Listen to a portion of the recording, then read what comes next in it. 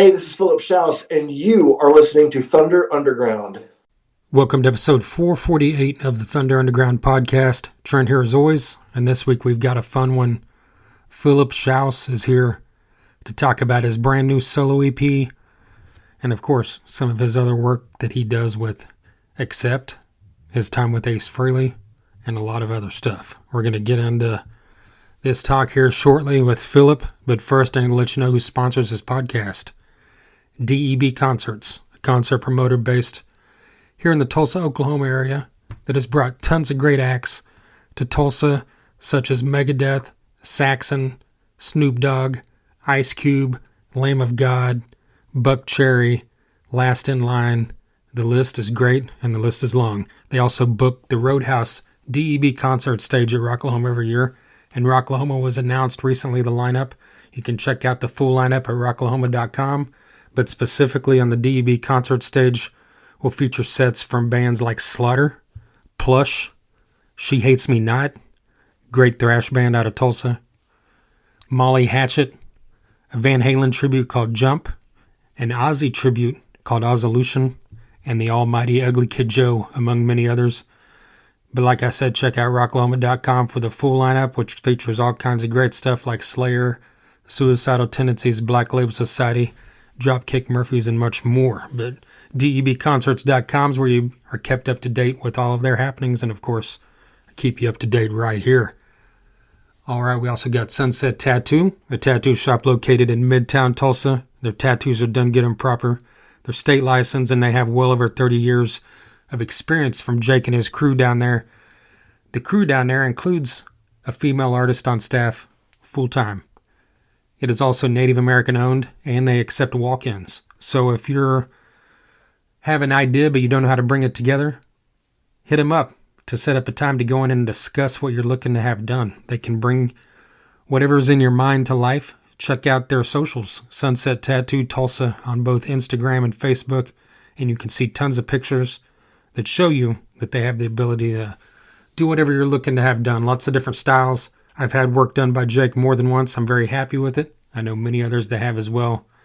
And his shop has a real heavy metal and hard rock theme and vibe to it, so it fits in well. If you're listening to this podcast, obviously you love hard rock and heavy metal, and Jake, of course, is entrenched in that world as well. So hit up Sunset Tattoo and let them know you heard about him right here on Thunder Underground. All right, Philip Shouse is the guest here this week on the podcast. And if you have not, you need to check out his brand new solo EP that came out this past Friday. It came out February 27th. So here we are now in March. You've got some new music to check out. There's actually been a decent amount of new music over the past couple months here at the beginning of 2026. And this EP from Philip is no exception. This is his debut solo EP.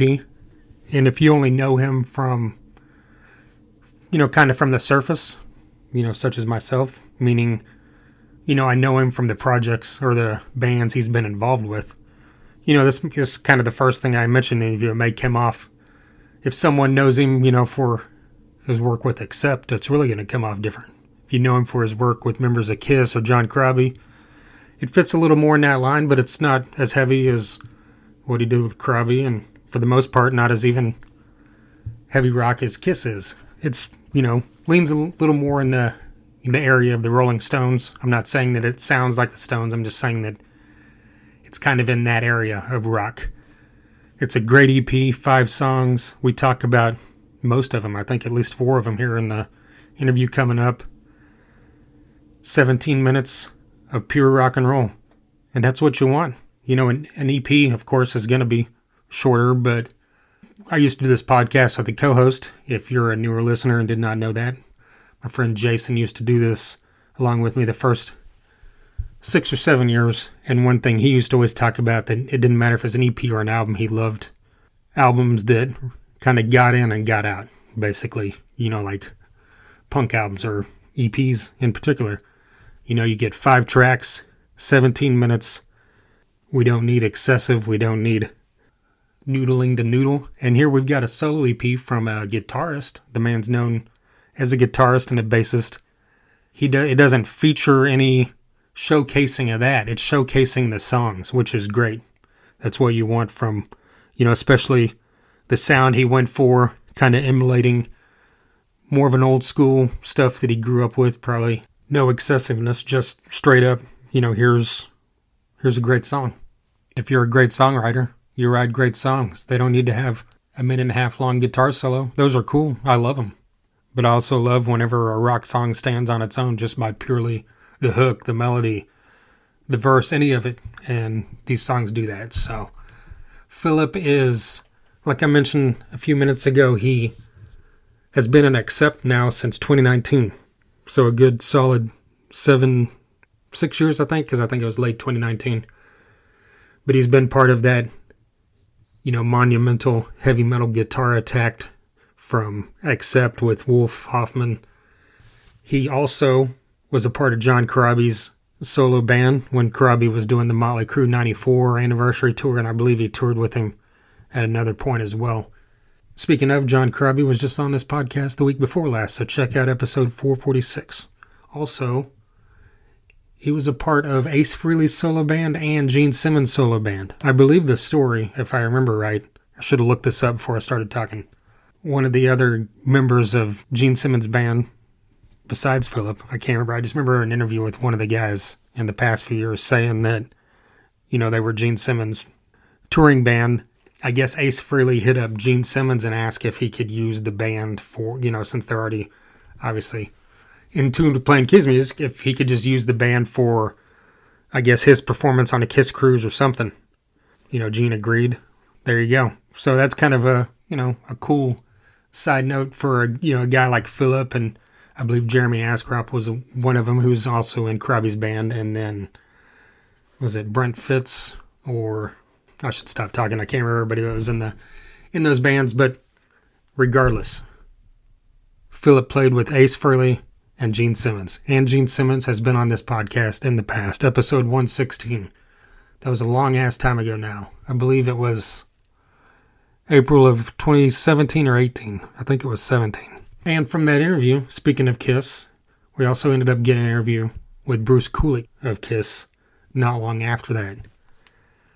So there you go, Kiss fans. If you're listening to this because you're a fan of Philip through his work with Ace or Gene, you got a couple more episodes you could check out directly with members of Kiss. But I've also had there's other episodes. If you just type in Thunder Underground and Kiss, you're going to find some other discussions probably throughout the years as well. There's actually a thing that Jason and I used to do where we would run through an artist's discography in its entirety, called it Every Album in a Row. And basically, obviously we did it separate because we're talking about hours and hours of listening, but we would, even though you've heard a lot of this stuff a lot, there's a lot of it you haven't.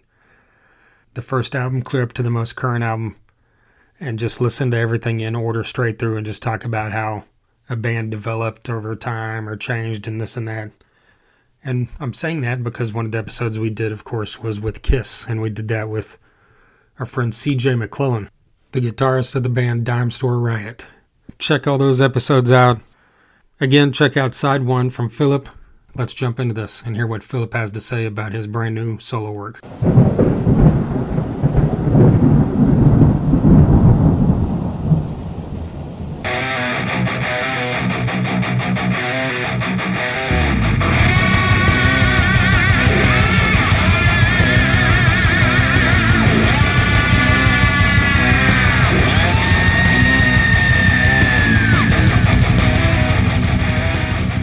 You got side 1 coming out this Friday.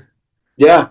Sure, if someone, knew your history of your work, this wouldn't come as a surprise, but I think if someone just knew you from Accept, this would probably come out of left field. Yeah, it doesn't really sound like any of the things I'm affiliated with. Kind of, it's but it does. It was fun to do and surprising for people, so you won't get what you expect probably. That's always a mark of great solo effort, in my opinion, if it's truly a solo effort where it sets off from what someone's work of. Yeah, it definitely is. It was my first time doing that kind of thing too. So it felt good to get it out, and I'm really happy with it. It does sound like me. So there you go. You probably get the close, this cliche question of like why now a lot, but has it just kind of been a thing where it's like, have you wanted to do a solo effort and it just time didn't work out, or is this just something that kind of came into your mind in the recent years, or This is the first time it actually got this far. okay, I'd kind of always thought about it, but never like really any made any strides to get it finished. And I guess it was just maybe my 50th birthday last year. I was like, I'm 50, it's time for this to happen. Or I had some things to write about, and I kind of got the bug more, last year and the year before to actually, it's like, okay, whatever. If I just do it, and I did it just to do it. I didn't do it with any kind of expectations. Like if it ended up just being, me releasing it myself on streaming, it was going to be that. So I'm already way ahead of like what I thought was going to happen with it. So I'm very pleased. are the songs on here all ones that were written in the last couple of years, or are these songs you kind of had floating around for a bit? One of them, the one called "Won't Let Go Again," that the guitar part had been hanging around for 20 years. Oh wow. And everything, but everything else was new, and all the other songs are new within the last couple of years. So nothing's really left over. When you've got a guitar part hanging around that long, is it something you were like using for like sound checks, or like how does that like remain with you that long? It was just something that I knew was cool and knew that I liked, and it was one of the things I remembered it that long. So I was like, well, this is memorable because I'm remembering it, and I Yeah. play it every time I'd sit down and with a 12 string, I would kind of play something like that. And so, yeah, that was the first one that I brought to Alex Rahal, my co-writer, and that was the first one that we did. Um, and so it was like, and we finished that in a couple hours. So that was kind of a good omen. Like we should do this more often, you know. After the first couple listens, the song that really jump out to me, or as my favorite, is "It Gets Better." It's got this real kind of like it starts like with a Beatles vibe, but then the chorus is almost like a Stones vibe. Like, speak a little bit Yeah, about that one, how it kind of came together for you. yeah, that one was. I'm trying to think of which part I had. I think I had the verse first, and that's the new single actually coming out. Okay. Soon. That's the next single, and that one came out really well. I think the chorus is really wings, with the chromatic run. It sounds like rock show to me, but Okay. it's da da da da da da that kind of thing. It sounds like a very big wingsy chorus. But that one came out great. I love that one. Won't Let Go Again also, yeah, kind of jumps out for that real Zeppelin-y kind of Jimmy Page feel throughout. Was that kind of Zeppelin. intentional, or is that just like a It was just natural kind of, influence? Yeah. yeah, it just kind of the Zeppelin 3 kind of thing. It sounds like that, like the acoustic of the 12 string jangle, the kind of psychedelic sound, melody with it kind of goes with that sound. I didn't want it to be too uh, Zeppelin-y, but with a song with that kind of song, it was like that was just kind of going that way, and it was going to sound a little Zeppelin-y. That's okay. That's Yeah. cool. I'm fine with that. Right. Yeah, I mean, a lot of stuff sounds Zeppelin-y throughout the years, you know? Yeah, Yeah. And yeah, your for sure. voice is enough.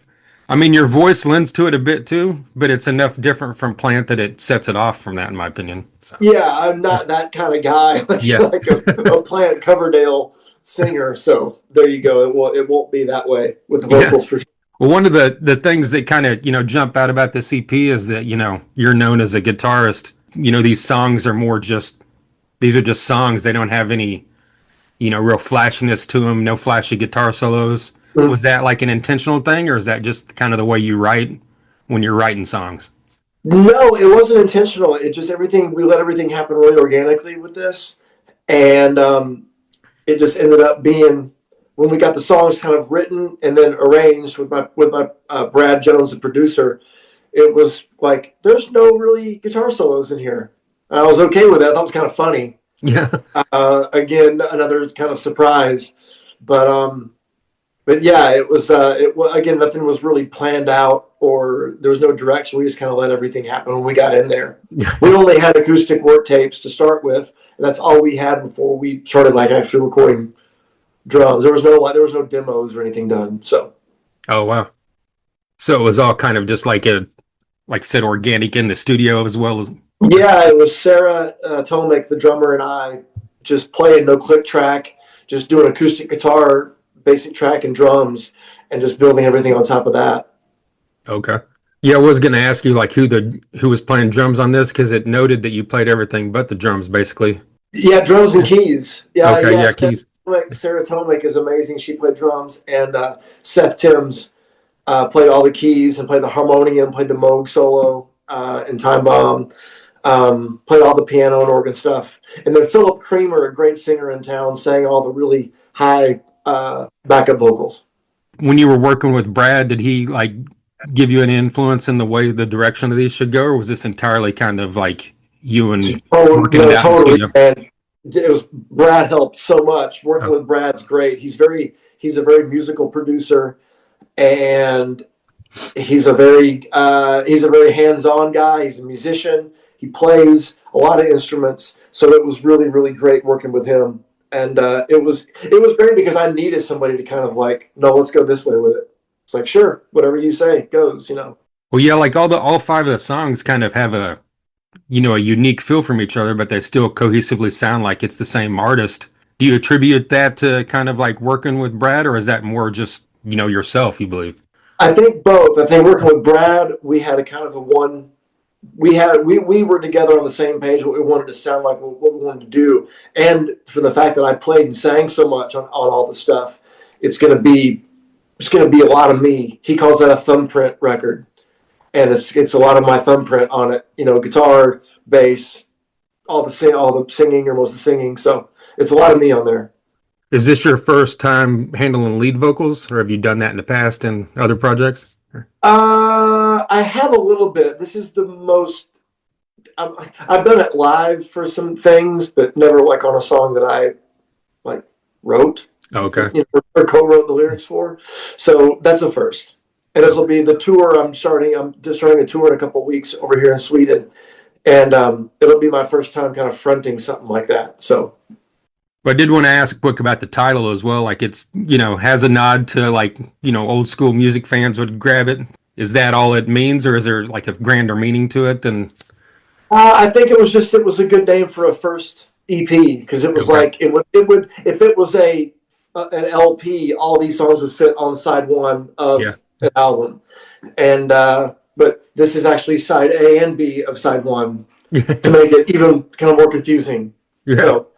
So I guess does that lead to believe that, or you just name it that so you can name the next EP side two, or is there? There could be a side two. Side two might be an LP. I'm not really sure at this point, but yeah, there'll be a side 2 or 3 or something. Yeah. Right. Well, speaking of the tour you've got coming up, you said in Sweden. Did you get there early to start rehearsals, or do you have? Yeah. Okay. Got here about a week ago, and we got a couple more weeks of rehearsals. I didn't want to do the Nashville quick thing of like doing like 1 or 2 days of rehearsal and then just going out. I wanted to sound like a band, and so I wanted to get over here with the guys early and just kind of get in the room and play and get used to playing together. So who do you have with you in your band? On drums, it's Nika Andersson from Helicopters Okay. and Entombed. And on bass, it's Mats Rydström. I'm practicing all the names. Mats, I'm having a hard time with. He's a bass player. He's played with Night Flight Orchestra. Oh wow. And some other cool things over here. He's great. And then on guitars, Jesper Lindgren. He's in a group called Velvet Insane, and I'm lucky. Hey, these guys are all my friends, and they're all badasses, and they're all available. Yeah. And so I'm very fortunate for all those guys to be available to play. Side note, Night Flight Orchestra, man, I don't understand why that band's not massive. Like their music is just unbelievable. Oh, it's so cool. I feel the same way about it. It's so cool. Yeah. But that tour name as well, the Shouts It Out Loud, a nice nod to, I assume, your fandom of Kiss and your, time working with, Ace and Gene. That's just such a great name that was kind of just sitting there for you, right? Yeah, you can have fun with my last name, Shouse at the Devil, Shouses of the Holy, all kinds of stuff. Where did the idea to like do your first, tour with this in Sweden? Is there like do you have a fan base there? Or you like live there at all, or like what? I've got a lot of connections here, and the label that put it out is a Swedish label, Wild Kingdom, and their distribution is Sound Pollution, also in Sweden. Everything's in Stockholm. Okay. And so it just made sense. I did an acoustic tour a couple Decembers ago with Jesper, my guitar player, also. So he and I did a really short acoustic run, and so it just kind of, with this record coming out on a Swedish label, it made sense to, and the kind of tour offer came up. So I was like, well, I'll just go there. I love being here anyway. And luckily, I know a lot of badass musicians here, and that we could get a band together and do it. Well, with this EP having 5 tracks, like what do you expect to fill out the rest of the set list with? What do you, or at least that you want to give up, right now? Yeah, I've got some. So I've got those 5, and then I've got some new originals that I've written. Nika and I have a Southern rock project that we started, so we've got one of those tunes, and then some covers to fill it out. So some covers that you will expect to hear, and some that you definitely will not expect to hear. Okay. What's the Southern rock project called? It's called Transatlantic Boogie Cartel. Wow. And so we're doing one of those. It sounds like mid-70s Skynyrd. Okay. And we're doing one of those tunes. So maybe more than one, at least one. Speaking of Shouse It Out Loud, the rest of us lost like a guitar icon last year, but you lost like a bandmate and a friend. Like what do you take away most from your time working with Ace that you're going to like take with you in the future, whether it be professionally or personally? I just always love the feeling of standing like back in front of the bass amp and like by his cabinets, like while he was doing like the, deuce solo or something. It was just a couple of those things were just always so locked in. And when he would start that solo, it was just like, that's it. That's that guy. Yeah. Just the feeling of that being, part of that sound, being on stage, a part of making that music and making that sound with him, was always fun, and it was never lost on me, like how special that was that I was getting to do that. And yeah, that was just always fun. Anytime I get it a lot, when I'm lucky to play with a lot of people like that. But Ace was the reason that I played lead guitar, because it kind of, when I heard Kiss for the first time, the lead guitar clicked and made sense. And so it was a great experience being part of that sound and being that close to him while he was playing that stuff, Do you remember the feeling the very first time you were on stage? Like, was it surreal? Thinking back to when you were a kid, like, hearing Kiss Alive or whatever it was that got you into it the first time? Yeah, the first time we were on stage with him, actually, we were on stage with Gene also. We did a thing in St. Paul, Minnesota. It was a charity show, and Gene had invited Ace up to do 5 songs. So the first time we had Ace up, it was Gene also. So it's 5 of us. It's me, Ryan, and Jeremy, Gene, and Ace. 5 of us up front, like playing whatever. We did 5 tunes with him. So that was pretty amazing. Yeah. That was, I remember like a lot of us looking around, like going, a lot of those going on that day. Yeah. Yeah, like half of Kiss is on stage with me right now. Yeah. When I was looking back through everything you had done, like I realized that I've seen you live a couple of times because I saw Gene Simmons solo when he did the Brahman, Oklahoma, like groundbreaking for that Rock and Brews Casino. Oh, yeah. Like 8 years ago. Yeah. Yeah, actually, like I used to do this with a co-host, and we interviewed Gene that day, and it was the most petrified I'd ever been doing an interview, and it's made everything easy since then. So he can be pretty intimidating, but he's a good guy. Yeah, he's a funny, fun guy. Oh yeah, it was a great experience. And then before that, I saw you on the John Crabbe when he was doing the Motley Crue '94 anniversary thing in like 2014, 15. Yeah. Awesome. I mean, does that album like hold weight to you, or were you a fan of that before working with Crabbe?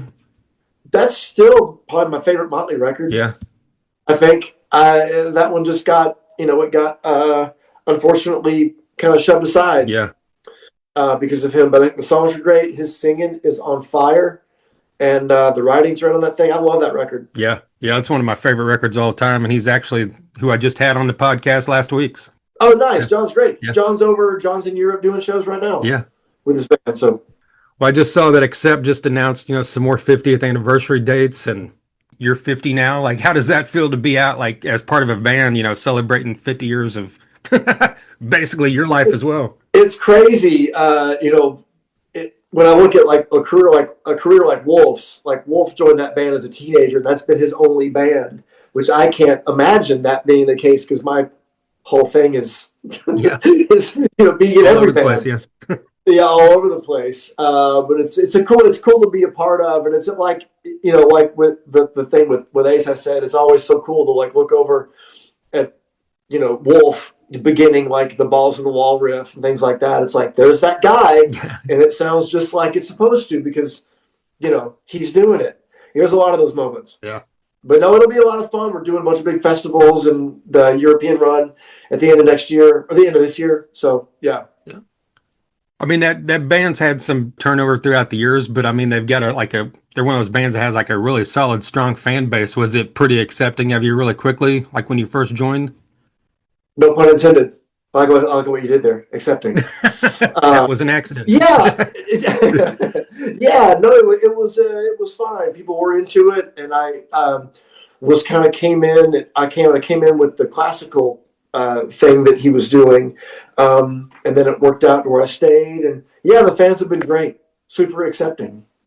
Very cool. Well, you've got those shows coming up this summer and fall. Like, what else can we expect more? Of your solo shows after Sweden and in between there anywhere? Or do you have anything? I really don't know about the solo stuff. We'll see how this goes, and we'll see if I can fill up some space between the accept stuff. And yeah, I really am not sure. We'll see. We'll get through this and see what happens. We're hoping it happens so I get a chance to see you here in the U.S. And yeah, man, that'd be great. Yeah, absolutely loving side one and hoping there's a side two down the line. I appreciate you taking the time with me today. Hey, all good, man. Hey, thanks for having me. I appreciate the time. There you go. Philip Shouse of Accept, formerly of Ace Frehley's band, Gene Simmons' band, John Corabi's band.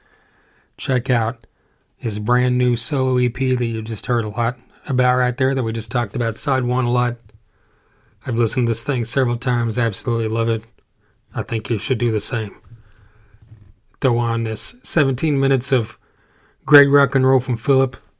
Glad to have Philip on to talk about this stuff, and a huge thank you to John Freeman from Freeman Promotions for his continued support of this podcast, and of course a massive thank you to Philip for taking some time up there to hit me on Zoom when he was already in Sweden getting prepared for this Shouse It Out Loud tour that he's got going on in Sweden. So if you're in that area of the world, do yourself a favor. If you haven't heard the EP yet, listen to it and then go see this man live. This is your first time listening, greatly appreciated.